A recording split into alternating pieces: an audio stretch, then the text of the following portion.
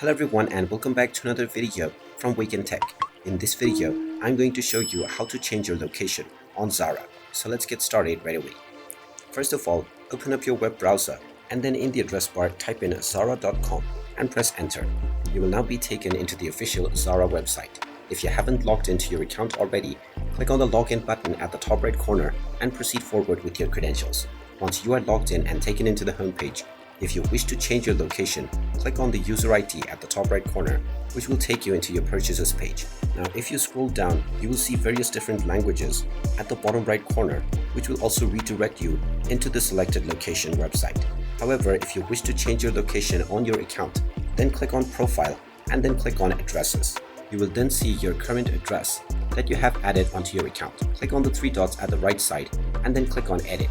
And now you will be able to edit your address. Within the Send To section, click on the drop-down menu and then choose the location that you wish to set for your account. You can then add your address, followed by your city or town, as well as the post and zip code, the state or province, and finally your phone number. You can then click on the Save button and now your location will be updated on your account. And there you have it. That is how easy it is to change your location on your Zara account.